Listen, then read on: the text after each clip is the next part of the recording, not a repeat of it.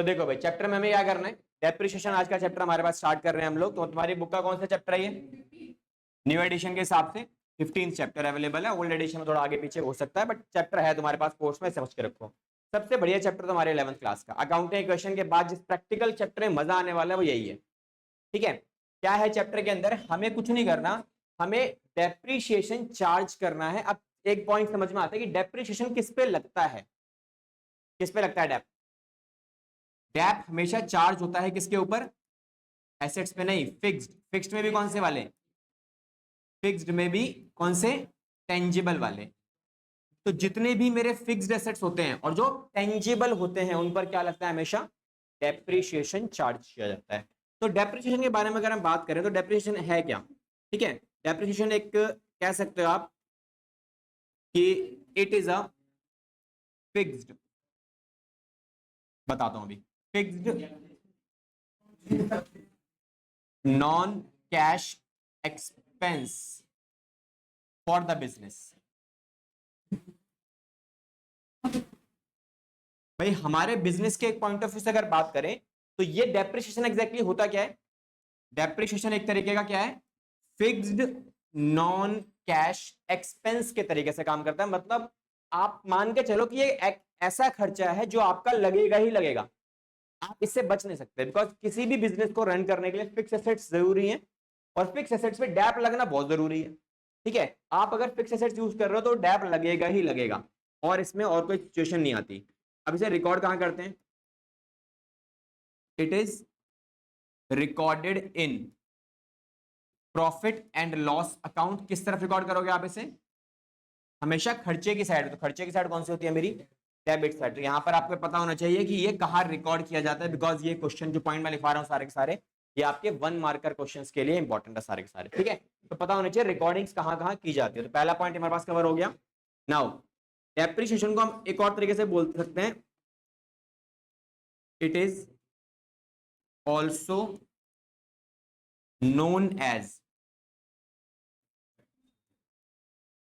Allocation of cost. ठीक है, as per it's estimated life. ठीक है, ये समझ में आया? देखो क्या मतलब है इसका, कह रहे हैं इसे हम क्या बोलते हैं? कॉस्ट का एलोकेशन भी बोलते हैं। कॉस्ट का एलोकेशन का मतलब होता है कि भाई आपने फिक्स एसेट खरीदा, खर्चा कर दिया, उस खर्चे को अलग अलग टुकड़ों में डिवाइड कर देते हो आप। अब टुकड़ों में जो डिवाइड करो वो किस बेसिस पे करोगे आप? उसकी एस्टिमेटेड लाइफ के हिसाब से। देखो कोई भी एसेट्स आप खरीद रहे हो, ऐसा तो नहीं 1 साल के लिए खरीदा आपने कोई फिक्स एसेट्स। फिक्स एसेट्स का मतलब ही होता है जो लॉन्ग टर्म के लिए खरीदा गया है, 1 साल 2 साल 3 साल 5 साल, 1 साल से ज्यादा होना चाहिए आपका। ठीक है, तो कोई भी एसेट्स अगर आपने 5 साल के लिए खरीदा तो हर साल 5 साल तक कितना कितना खर्चा आप उसमें डिवाइड करने वाले हो, इसी को हम क्या बोलते हैं? एक तरीके से डेप्रिसिएशन। इसका एग्जांपल अगर मैं आपके सामने रखूं, एग्जांपल क्या होगा मेरा?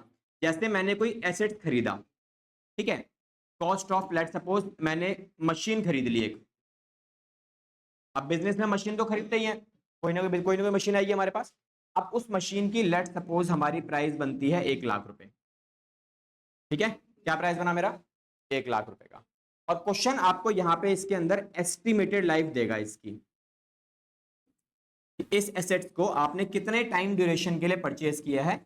अब मैं यहां मान के चलता हूं कि भाई ये जो मेरा एसेट्स है वो अप्रॉक्स 10 ईयर के लिए हमने परचेज किया है। ठीक है, कोई गाड़ी खरीद लिया आपने, अब वो गाड़ी कितना टाइम तक चलेगी? 10 साल तक एस्टिमेटेड लाइफ लेकर चलते हैं हम लोग। ठीक है, सरकार की तरफ से बात करें पेट्रोल की 15 साल है, डीजल की 10 साल के हिसाब से, तो हम मान लेते हैं नॉर्मली, उसको छोड़ दो भी फिलहाल, ये मान के चलते कि जो ये मशीनरी खरीदी गई है इसको हम 10 साल तक इस्तेमाल करने वाले हैं।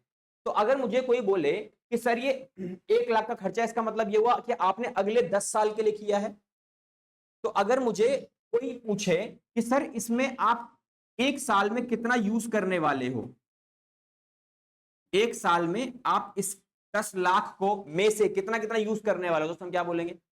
उसी को ही डेप कहा जाता है। मतलब हाँ जी, 1 लाख रुपए का खर्चा आपने किया 10 साल के लिए, तो हर साल कितना यूज करने वाले हो आप?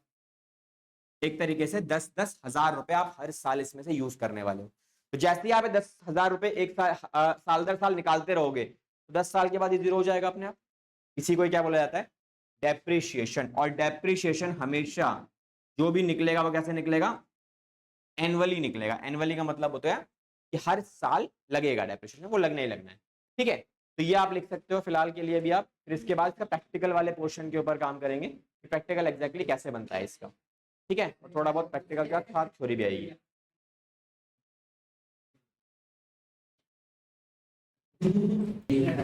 देखो कुछ टर्म्स हैं इसके अंदर, इस चैप्टर के अंदर आपको जो काम करने पड़ेंगे और आपको समझना पड़ेगा एग्जैक्टली होता क्या है। सबसे पहली चीज डेप्रिसिएशन, डेप्रिसिएशन चैप्टर का ही नाम है। तो डेप्रिसिएशन में एक चीज मैंने आपको ऑलरेडी समझा दिया था कि ये क्या होता है, राइटिंग ऑफ। राइटिंग ऑफ का मतलब होता है खत्म करना। यहाँ पे हम खत्म ही कर रहे हैं ना, हर साल इसमें से हम क्या करने वाले हैं, 10,000 खत्म कर रहे हैं, जिसकी वजह से क्या होगा, ये 10 साल में पूरा खत्म हो जाएगा। डेप्रिसिएशन उसी को बोला जाता है। डेप्रिसिएशन मतलब क्या लिखा है सिंपल सा, कि डेप्रिसिएशन का मतलब है कि राइट ऑफ करना। राइट ऑफ मतलब होता है खत्म करना। क्या खत्म करोगे आप, किसी भी तरीके का कॉस्ट है जो फिक्स एसेट्स का होना चाहिए। ठीक है, अच्छा फिक्स में भी कौन सा वाला, इसके आगे लिख लेना टेंजिबल वाला। ठीक है, फिक्स्ड में टेंजिबल वाला। तो फिक्स्ड टेंजिबल एसेट्स का कॉस्ट आप खत्म करोगे, जो खत्म करोगे ना वो किस पे करोगे आप, एक सिस्टमैटिक मैनर में करोगे, जो भी उसका एस्टिमेटेड लाइफ होगा उसके हिसाब से। जैसे हमारे एग्जांपल में एस्टिमेटेड लाइफ कितना था, 10 साल। तो 10 साल अगर आप खत्म कर रहे हो डेली बेसिस, मतलब हर साल कितना, 10-10 हजार रुपए, तो सिस्टम को फॉलो करते हुए 10 साल में जीरो हो जाएगा।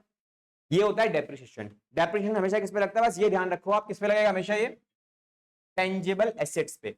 जैसे हम यहां पे टेंजिबल एसेट्स पे कॉस्ट को रिमूव करने को हम क्या बोलते हैं, डेप्रिसिएशन बोलते हैं। उसी तरीके से फिक्स एसेट्स का एक पार्ट और होता है जिसे हम क्या बोलते हैं, इंटेंजिबल एसेट्स। तो इंटेंजिबल एसेट्स में भी क्या होती है, वैल्यू रिड्यूस होती है, लेकिन उसको डेप्रिसिएशन नहीं बोलते, उससे हम क्या बोलते हैं, अमोर्टाइजेशन। ठीक है, ये डेप्रिसिएशन का अपोजिट रहेगा, लेकिन किसके ऊपर आता है हमेशा, ये फिक्स पे आएगा, तो ये इंटेंजिबल पे आएगा, बस ये ध्यान रखना। तो यहां पे आप क्या करते हो, writing off cost of intangible assets, और यहां पर भी सेम लैंग्वेज लिख देना, in a systematic manner over its useful life. जो भी इसकी यूजफुल लाइफ रहेगी उसके अकॉर्डिंगली आपको क्वेश्चन में काम करना पड़ेगा। अब आ जाओ लास्ट वाले में, विच इज डिप्लीशन। डिप्लीशन का मतलब क्या होता है, शॉर्ट नोट में एग्जाम में लिखने को आते हैं कि शॉर्ट नोट लिखो इनके ऊपर। ठीक है, थोड़ा थोड़ा लिखो, काफी है। क्या लिखा है इसके अंदर, it is related to the wasting assets. अब वास्टिंग एसेट्स क्या होते हैं, हमारे ना नेचुरल रिसोर्सेज है बहुत सारे, है ना, कोयला, कोल खदान में से क्या कोयला निकलते ही रहेगा, एक पर्टिकुलर टाइम के बाद खत्म हो जाता है ना। गोल्ड माइंस होती है हमारे पास, क्वीरीज होती हैं, ठीक है, वो सब क्या है, उनके अंदर है जितना सामान आप निकालते रहोगे फॉर द कंजम्पशन पर्पस, ठीक है, कंजम्पशन करने के लिए जो आप निकाल रहे हो, तो उनकी भी तो वैल्यू रिड्यूस हो रही है। तो उस रिडक्शन को हम क्या बोलते हैं, उस रिडक्शन को बोला जाता है डिप्लीशन। कोयले की खदान से कोयला निकाल लिया आपने, निकालते निकालते कभी तो खत्म होगा, ठीक है, तो जितने पर्टिकुलर टाइम में वो खत्म होगा उसके अकॉर्डिंगली हर साल जो वैल्यू डिक्रीज करेगी उसे हम क्या बोलेंगे, डिप्लीशन। ठीक है, बस। तो ये हमारा थ्योरेटिकली एरिया है इस पूरे चैप्टर का, जो आपको थोड़ा ध्यान रखना है। अब चलते हैं इसके प्रैक्टिकल एरिया के ऊपर कि प्रैक्टिकल में किस तरीके से आपको इस चैप्टर को इस्तेमाल करना है।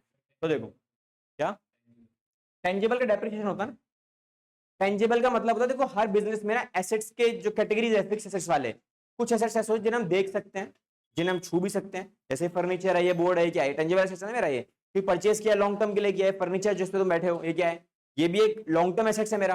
तो ये सब क्या है, ये सब टेंजिबल है। इनटेंजिबल का मतलब होता है जिन्हें हम देख नहीं सकते, जिन्हें हम छू नहीं सकते, बस महसूस कर सकते हैं।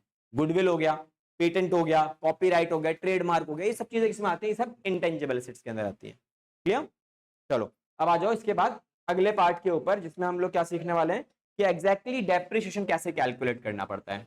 तो देखो यहाँ पे कैलकुलेशन लिख लो इसकी, कैलकुलेशन ऑफ एनुअल डेप्रिसिएशन। एक बिजनेस में आपने एसेट्स को परचेज किया और अब आपको क्या करना है, उस एसेट्स पे डैप लगाना है। तो डैप लगाने के लिए डैप को कैलकुलेट भी करना पड़ेगा पहले। तो कैलकुलेट कैसे करेंगे, तो बड़ा सिंपल सा तरीका होता है डैप को कैलकुलेट करने का, दैट इज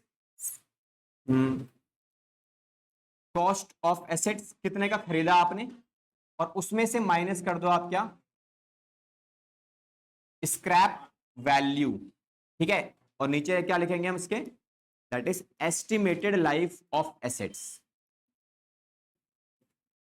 हमारे एसेट्स की एस्टिमेटेड लाइफ क्या है, जैसे ही आप इसको यूज करोगे फॉर्मूला को, तो आपको क्या मिलने वाला है, एनुअल लेवल पे कितना डैप लगेगा हर साल। अभी कैसे फॉर्मूला बनता है, क्या है, वो भी सिखा दूंगा। अभी पहले इसके अंदर बात करते हैं एक एक करके सारी चीजों की।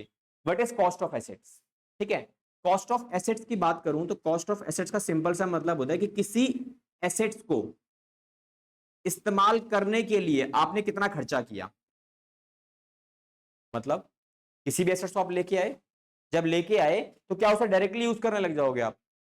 नहीं, लेके आने के बाद आपको बहुत सारे खर्चे और करने पड़ेंगे। दैट मींस मैंने किसी एसेट्स को खरीदा, तो जितने मैंने उसे खरीदा उसे हम क्या बोलते हैं? Purchase value. ठीक है, परचेज वैल्यू के बाद और भी तो खर्चे लगते हैं मेरे। ठीक है, परचेज वैल्यू के बाद क्या लगेगा तुम्हारे पास? Other expenses. अब यहां पे पॉइंट आता है सर अदर एक्सपेंसेस में क्या क्या चीजें आती हैं? तो भाई अदर एक्सपेंस में मेरे पास बहुत सारी चीजें निकल के आती हैं, जहां पे इसको आप ऐसे ना लिख के ब्रैकेट में डाल देना। अदर एक्सपेंसेस में आता है इंस्टॉलेशन कॉस्ट। किसी भी एसेट्स को आप लेके आओगे, उसको इंस्टॉल कराओगे, इंस्टॉलेशन कॉस्ट आएगी तुम्हारी। ठीक है, ब्रोकरेज आ सकता है, प्लस आपके वेजेस कॉस्ट आ सकती है कि भाई आपने कुछ ना कुछ वेजेस करवाया। ओवरहॉलिंग कॉस्ट आ सकती है, मिलेंगी आपको आगे क्वेश्चंस के अंदर ओवरऑलिंग कॉस्ट। ठीक है, अब इनका मतलब क्या होता है? जैसे भाई ये बोर्ड में जब लेके आया था तो मेरे लिए एक पर्टिकुलर कॉस्ट बनी थी एग्जांपल के तौर पर, भाई इसकी कॉस्ट एट अराउंड 1.5 अराउंड है। ठीक है, अदर एक्सपेंसेस है इंस्टॉलेशन कॉस्ट। जो बंदा आया, इतने रुपए का तो मुझे उस कंपनी को पैसा देना पड़ा, देने के बाद जो बंदा यहां तक लेके आया उसके पैसे अलग। ठीक है, मान लेते हैं 2,000 रुपए उसके हो गए, तो ये ट्रांसपोर्टेशन एक्सपेंस कंपनी से यहां तक लाने के लिए। फिर उसके अलावा इसके इंस्टॉलेशन के लिए जो बंदा आया था इंस्टॉल करने के लिए, उसके लगा लो 1,500 रुपए उसने लगाए। फिर इंस्टॉल कराने के लिए अदर एसेसरीज वगैरह मान लो लगाई, छोटी मोटी एसेसरीज वगैरह लगानी पड़ी, बोर्ड वगैरह लगाना पड़ा, बहुत सारी चीजें केबल वगैरह लगानी पड़ी थी, वो सब छोटे मोटे खर्चे लगा लो, 500 रुपए की एडिशनल कॉस्ट मेरी और आ गई। ठीक है, फिर जो लगाने आया था उसके लिए भी मान लो फिटिंग वगैरह करानी पड़ी, गड्ढे वगैरह कराने, छेद कराने पड़े, कुछ भी लगा लो आप। ठीक है, वो सब करवाना पड़ा, तो वो खर्चा कितना आ गया? एग्जाम्पल 1,000 रुपए के आसपास का। तो टोटल एक्सपेंस कितना पड़ा? अब ये जो एसेट्स है मेरे लिए, ये कितने रुपए का हो गया मेरा टोटल मिलाकर सारा का सारा? सारे कैलकुलेशन कर लो कितना आता है, दो दो चार और एक पांच, तो 1,55,000 के अराउंड कॉस्ट पड़ता है। तो इसे हम क्या बोलेंगे? This is the cost of assets. Because देखो, क्या इतने रुपए खर्च करके मैं इसे यूज कर सकता हूं? इतने रुपए खर्च करके केवल जमीन पे थोड़ी चलाऊं, टैबलेट थोड़ी है जमीन पे लिखा चलो चलाना शुरू कर दिया। इसको प्रॉपरली इंस्टॉल कराना पड़ेगा, उसके बाद प्रॉपर फिटिंग वगैरह करानी पड़ेगी, तब जाके यूज होगा, है ना। किसी भी एसेट को आप ले लो, आपके घर में एसी का एग्जांपल मैंने आपको स्टार्टिंग में दिया था। एसी आप लेके आए, लेके आने बाद इंस्टॉल करवाया, बहुत सारे खर्चे अलग से लगे आपके, तो वो भी तो खर्चा ही है ना, उसके बाद ही यूज होगा ना। फैन की तरफ थोड़ी रखा हो, चाहे प्लग लगाया चालू हो गया। हर चीज के लिए अदर एक्सपेंसेस को जब आप एड ऑन कर देते हो, तब आपके पास क्या निकल के आता है? Cost of assets. क्लियर? तो cost of assets I hope आपको क्लियर होगा, विद एग्जांपल हम लोगों ने कवर किया इसको अभी। चलो अब आ जाओ सीधा, ये तो आपको लिखना है, समझाने के लिए लिखा था मैंने। अब आ जाओ अगले पॉइंट के ऊपर। तो अगला पॉइंट मेरे पास क्या है? हाँ जी, कॉस्ट ऑफ एसेट, वही वही लिखवा रहा हूं अभी। उसको बोलते हैं स्क्रैप वैल्यू। इसे आप स्क्रैप बोल सकते हो या फिर बोल सकते हो रेजिडुअल वैल्यू। ठीक है, हाँ, wages plus overhauling cost, overhauling cost. ठीक है, अच्छा now what is the scrap और रेजिडुअल वैल्यू? देखो, एक एसेट्स आपने खरीदा, क्या उस एसेट्स की लाइफ के बाद वो बिल्कुल खराब हो जाता है? कुछ भी नहीं मिलता। कुछ तो मिलता ही है यार। गाड़ी भी आप लेके जा, आपने परचेज करी, 10 साल तक सरकार ने बोला 10 साल तक नहीं, 10 साल के बाद आप उसे यूज नहीं कर सकते, खराब होगी क्या? चलती है। आप सरकार को बोलते हो मुझे नई गाड़ी चाहिए, इस गाड़ी का कुछ मिलेगा, बंदा बोलते सर कुछ तो मिल ही जाएगा, 50-60 हजार जो ही मिलेंगे। उससे हम क्या बोलते हैं? दैट्स द रेजिडुअल वैल्यू या फिर स्क्रैप वैल्यू। ठीक है, अब कोई बोलता है इसी सर 15 साल की कॉस्ट है इसकी, तो 15 साल के बाद खराब हो जाएगा। 15 साल के बाद क्या होगा, या 5 साल के बाद क्या होगा, 8 साल के बाद, जो भी टाइम पीरियड रहेगा, खराब होने के बाद जो एसी लगाने आता है वो बंदा बोलता है 4,000 रुपए पुराने एसी में आपका ले जाऊंगा, चार तो मिले। उस 4,000 को आप क्या बोलोगे? स्क्रैप। स्क्रैप मतलब कबाड़े की वैल्यू कह सकते हो आप। लाइफ खत्म होने के बाद जो भी उससे मिलेगा, रूखा कुछ भी मिल जाए, वो क्या आपका? Residual value. इसका मतलब क्या है?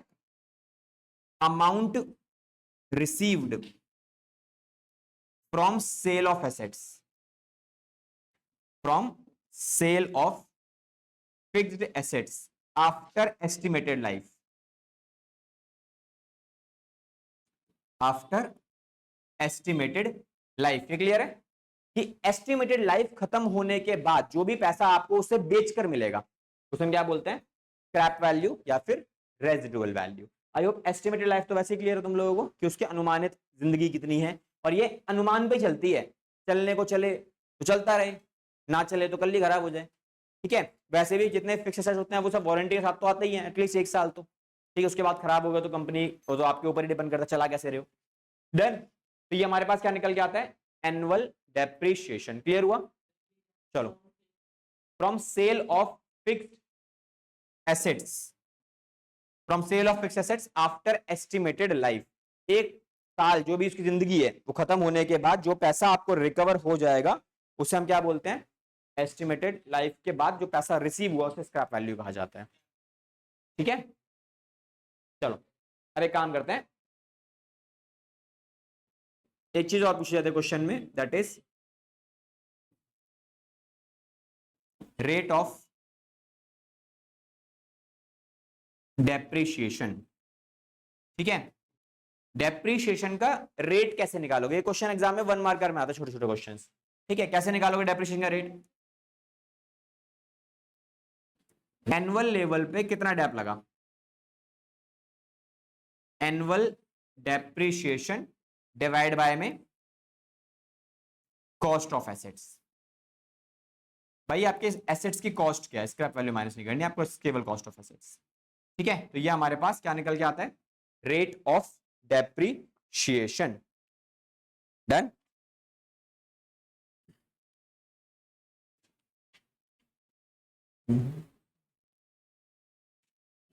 तो जो इसका आंसर आएगा हमेशा किसमें निकल के आएगा, परसेंटेज में।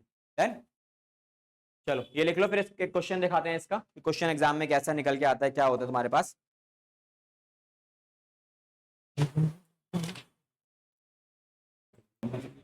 चलो भाई, तुम्हारी बुक में ना छोटा सा क्वेश्चन गिवन है, बुक सबके पास अवेलेबल है, नहीं है?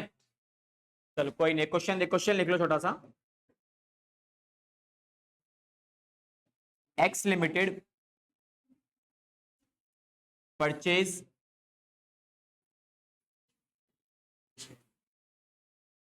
a machinery for rupees 90,000 and paid 10,000 rupees for its installation। ठीक है, क्या मतलब, एक मशीन खरीदी गई है 90,000 की, 10,000 रुपए खर्चा किया गया है किसके ऊपर, उसके इंस्टॉलेशन के लिए। अब आगे, after 5 years its scrap value will be rupees 20,000। अब आपका काम क्या है, सिंपल सा इसके अंदर, कैलकुलेट एनुअल डेप्रिशिएशन। ठीक है, यहां पे आपको क्या निकालना है, एनुअल डेप्रिशिएशन निकालो, तो निकालो भाई कितना आता है, सॉल्यूशन। क्वेश्चन लिखना है, हाँ जी, एनुअल डेप कितना आएगा, एनुअल डेप्रिशिएशन। देखो कॉस्ट कितनी है मेरी, कॉस्ट ऑफ एसेट कैसे निकालोगे आप, purchase value plus installation cost, तो ये तो हो गई मेरी क्या, कॉस्ट ऑफ एसेट्स।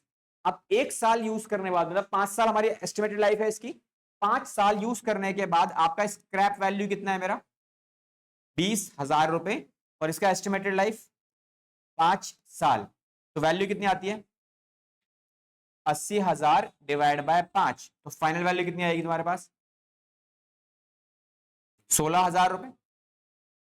देन अच्छा, अगर इसी क्वेश्चन में आपसे पूछा जाए कि what is the rate of depreciation, तो वो कैसे निकालोगे, अगर मैं इसे ही बोल दूं आपको रेट ऑफ डेप्रिशिएशन भी निकालो, वो कितना आएगा,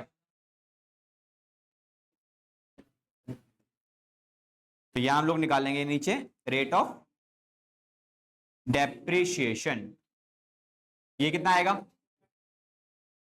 एनुअल डेप कितना है, 16,000 का। ठीक है, कॉस्ट कितनी है एसेट्स की, 1,00,000 मल्टीप्लाई बाय 100, तो डेप्रिशिएशन का कितना आने वाला है ये 16% पर एनम। ठीक है, तो ये हमारा इसका सॉल्यूशन हो जाता है। Just write down the question plus solution as well. ठीक है, so these kind of questions जो आपने अभी सीखे सारे, ये वाले 1 मार्कर वाले, चाहे आप एनुअल डेप की बात करो और एनुअल डेप निकाल लिया तो आपको रेट ऑफ डेप्रिसिएशन भी निकालने के लिए बोले, नहीं मानेगा। आप खड़ा हो, मैं मना कर रहा हूं, खड़े होके वहां इधर आ जाओ सारे सारे। ठीक है, एनुअल डेप और रेट ऑफ डेप्रिसिएशन बस। अब चलते हैं अगले पॉइंट पे। देखो जी, इतना काम करने के बाद आप लोगों ने एक एक नंबर वाले क्वेश्चंस को कवर अप किया है। अभी नेक्स्ट जो पर्टिकुलर सेगमेंट आपको देखना है, which is types of method for calculating depreciation. For calculating depreciation. ठीक है, डेप्रिसिएशन को निकालने के कितने टाइप हमारे को देखने को मिलते हैं। ठीक है, तो डेप्रिसिएशन को निकालने के हमारे पास 2 ही टाइप अवेलेबल है, ज्यादा नहीं है। ठीक है, दोनों के नाम आपको पता होना चाहिए, बिकॉज एग्जाम के लिए ये ज्यादा इंपॉर्टेंट है। सबसे पहला जो नाम है वो सबसे ज्यादा बच्चों को जो फाइनल एग्जाम तक याद रहेगा, इनफैक्ट आपके बाद में भी याद रहेगा आपको, that is called straight line method. Straight line method which is also known as SLM। ठीक है, इसका एक और मेथड हमारे को देखने को मिलता है जिसका नाम है written down value. Written down value इसे बोलते हैं हम लोग WDV। ठीक है, ये जो 2 नाम है, मैक्सिमम बच्चों को ये 2 नाम सबसे ज्यादा याद रहते हैं बस, बट आपको इसके और नाम भी हैं, वो भी बताना चाहिए, बिकॉज एग्जाम में हर बार आपको ये 2 नाम लिख के देगा जरूरी नहीं है, वो आपको कुछ और नाम भी लिख के दे सकता है, तो वो आपको पता होना चाहिए क्यों ये नाम होते हैं, वो भी हम दिखेंगे अभी। एक और होता है मेरे पास, उसे हम क्या बोलते हैं, फिक्स्ड इंस्टॉलमेंट, इसका एक और नाम है ओरिजिनल कॉस्ट, और एक क्वेश्चन के अंदर एक नाम और दिया हुआ छोटा सा, दैट इज इनिशियल कॉस्ट। ठीक है, इनिशियल कॉस्ट मेथड। तो ये स्ट्रेट लाइन के 3 नाम हमारे पास और देखने को मिलते हैं। इसके अलावा इसके बात करूं तो इसके हमारे पास 2 ही नाम अवेलेबल है। पहला नाम है डिमिनिशिंग बैलेंस, और एक इसका एक और होता है that is called reducing balance. Reducing balance. ठीक है, तो ये सारे नाम आपको ऑलरेडी पता होना चाहिए, क्यों होते हैं, कैसे होते हैं सारे नाम, उनके बारे में भी विद एग्जांपल समझाता हूं अभी कि ऐसा क्यों होता है। सारे नाम जो दिए गए ना, जब एग्जांपल देखोगे ना तो आपको चीजें ज्यादा अच्छे से समझ में आती हैं, क्योंकि दिमाग वहां पे कनेक्ट कर जाता है इजीली, थ्योरी प्लस प्रैक्टिकल वाला सेगमेंट में। देन ये हो गया। चलो, अब जिसका हो गया है अच्छी बात है, और जिसका ये एक पेज पे आया होगा ना, आपके कम से कम पेज के नीचे हाफ एरिया होना चाहिए। अगर नहीं है, हाँ ठीक, काफी है, हाफ एरिया आपके पेज के नीचे होना चाहिए। इसके बाद अगर नहीं है तो अगले पेज से स्टार्ट करना, क्योंकि तभी वो बनेगा। ठीक है, इस पूरे पार्ट का अगर मैं कॉन्सेप्ट की बात करूं तो ये कॉन्सेप्ट कैसे काम करता है, तो देखो, इस दोनों मेथड का हम कॉन्सेप्ट की बात करने वाले हैं कि कॉन्सेप्ट क्या है, लगता है दोनों में डिफरेंसेस क्या है। तो डिफरेंसेस की बात करने से पहले हम एक इमेजिनरी वैल्यू ले लेते हैं। लेट सपोज कॉस्ट, हमने किसी एसेट्स खरीदा, तो मेरे एसेट्स की कॉस्ट एग्जांपल ये कितनी है, 1000। ठीक है, और हम यहां पर भी कॉस्ट ले लेते हैं 1000 रुपए। डन, दोनों तरफ कॉस्ट हो गई। अब डेप्रिसिएशन का जो रेट हम लोग लेके चल रहे हैं वो लेके चल रहे हैं सीधा सीधा 10% का। ठीक है, तो एक बात बताओ, पहले साल डेप कितना लगेगा। इस रेट का मतलब क्या होता है कि हर साल जो वैल्यू गिरेगी वो कितनी गिरेगी, 10%। ठीक है, तो पहले साल डेप कितना लगेगा, डेप्रिसिएशन कितना लगा, 100 रुपीज। तो पहला साल खत्म होने के बाद कितनी वैल्यू बची, 900। इस 900 को हम क्या बोलते हैं, इस 900 को हम बोलते हैं बुक वैल्यू।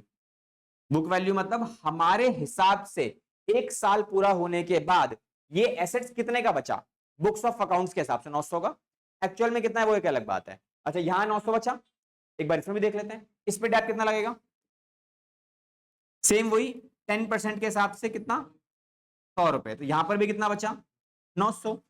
तो भाई दोनों में अगर नाम अलग अलग है तो कुछ डिफरेंस तो होना चाहिए ना। डिफरेंस तो नजर आ ही नहीं रहा, यहाँ भी सेम आ रहा है, यहाँ भी सेम है, कैलकुलेशन में सब कुछ सेम दिखाई दे रहा है। ठीक है, सो डिफरेंस देखने को मिलता है आपको सेकंड ईयर से। फर्स्ट ईयर में कोई डिफरेंस नहीं है, फर्स्ट ईयर में ये भी सेम है और ये भी सेम है। सेकंड ईयर से डिफरेंस स्टार्ट होगा आपका। अब अगले साल जब हम दोबारा से डैप लगाएंगे तो यहाँ पे डैप कितना लगेगा, 100 रुपए। तो डैप अभी ये इस पे लगा, तो ये जो डैप लगेगा वो भी इसी के ऊपर डैप लगेगा, तो कितनी वैल्यू बची, 800। तो ये क्या बचा मेरे पास, बुक वैल्यू। अब जरा सेम चीज वहां चेक करते हैं, यहां पर भी डैप लगेगा अगले साल, लेकिन यहां पर जो डैप लगेगा ना, ये डैप किस पे लगा था, ये वाला इस पे लगा था, इस बार जो डैप लगेगा वो इस पे लगेगा। That's it, this is the major difference जो इन दोनों मेथड के अंदर आपको देखने को मिलेगा। ठीक है, अगले साल एक और चलते हैं, नेक्स्ट ईयर दोबारा से डैप लगेगा इस बार, तो इस बार डैप कितना आएगा, इस बार दोबारा से डैप कितना आने वाला है, 100 रुपीज का। तो वैल्यू कितनी बचती है, 700। तो इसमें क्या बोलेंगे, बुक वैल्यू। और इधर क्या लगाओगे आप, डैप कितना आएगा इसमें, डेप्रिसिएशन यहां आएगा 81 रुपीज का, बिकॉज इस बार डैप इस वाली वैल्यू पे लगा, तो यहां कितनी वैल्यू बचने वाली है, 729 एंड सो ऑन। इसी तरीके से चीजें चलती रहेंगी आपके आगे तक। ठीक है, ये क्लियर हुआ दोनों में क्या डिफरेंसेस है यार। चलो पहले ये लिख लो, फिर इसके बाद या फिर एक समझ ही लो। अभी अगर मैं काम करता हूं, मैंने एक केवल डैप को यूज करके एक ग्राफ बनाया, ठीक है, तो मुझे हर साल कितना कितना डैप लग रहा है। यहां पे अगर मैं 100 रुपए की वैल्यू लेता हूं डेप्रिसिएशन की, ये मेरी डैप की साइड है और ये मेरे ईयर हो गए, पहले साल, दूसरे साल, तीसरे साल, चौथा साल, पांचवा साल, छठा साल। हर साल डैप कितना लगने वाला है इस वाले ईयर में, हर साल डैप, पहले साल भी 100 लगेगा, दूसरे साल भी 100 लगेगा, तीसरे साल भी 100, चौथे साल भी 100। इसका मतलब क्या है, अगर मैं सबको कनेक्ट करके एक लाइन ड्रॉ करूं तो एक लाइन जो भी बनेगी वो स्ट्रेट लाइन बन रही है, इसीलिए इसको क्या बोला जाता है, स्ट्रेट लाइन मेथड। दूसरा नाम फिक्स्ड इंस्टॉलमेंट। फिक्स्ड इंस्टॉलमेंट क्यों बोला गया, बिकॉज यहां पर अगर आप चेकआउट करोगे तो हर साल जो डैप लगा वो कितना है, 100 रुपए, 100 रुपए और 100 रुपए। मतलब इंस्टॉलमेंट जो लग रही है, ऐसा जो कम हो रहा है वो किस रेट से हो रहा है, फिक्स रेट है, दैट इज 100 रुपीज। इसीलिए इसको हम क्या बोलते हैं, फिक्स्ड इंस्टॉलमेंट। ओरिजिनल कॉस्ट, इसको ओरिजिनल कॉस्ट भी कहा जाता है। क्यों बोला जाता है इसे ओरिजिनल कॉस्ट, क्योंकि डैप जितना लगा वो किस पे लगा हर साल, ओरिजिनल कॉस्ट। पहले साल डैप लगा इस पे लगा, दूसरे साल डैप लगा इसी पे लगा, तीसरे साल डैप लगा इसी पे लगा। इनिशियल कॉस्ट क्यों बोला जाता है, इनिशियल मतलब सबसे पहला खर्चा कौन सा है, यही है, इसीलिए डैप इस पे लगा। ये सारे क्लियर है, इसके नाम भी क्लियर है सारे क्यों होते हैं ऐसा। अब आ जाओ इस वाले मेथड के ऊपर। तो इस वाले मेथड के अंदर अगर मैं सारे के सारे ईयर को यूज करके डैप लगाऊं, पहला साल, दूसरा साल, तीसरा साल, 3 साल ही बनाए मैंने, तो पहले साल अगर मैं डैप लगा रहा हूं कितना, 100 रुपीज का, अगले साल डैप कितना आएगा, 90 रुपीज का, फिर डैप कितना आने वाला है, 81 रुपीज का। तो एक बार चीज देखो कि आपका हर साल का जो डैप का सबको कनेक्ट करके लाइन ड्रॉ की जाए, ये लाइन कहां जा रही है, डाउनवर्ड जा रही है, इसीलिए हम उसको क्या बोलते हैं, रिटर्न डाउन वैल्यू। हर बार जो डैप बनेगा वो नीचे गिरता रहेगा। डिमिनिशिंग बैलेंस का मतलब हर साल जो डैप लग रहा है वो किस पे लग रहा है, जो वैल्यू रिड्यूस होके आ रही है इस पे डैप लगा आपका हर बार। ठीक है, और दूसरा रिड्यूसिंग बैलेंस, सेम वही है, हर साल डैप की वैल्यू जो है वो रिड्यूस कर रही है। पहले साल डैप 100 लगा, फिर 90 लगा, फिर 81, फिर और कम हो जाएगा, फिर और कम हो जाएगा।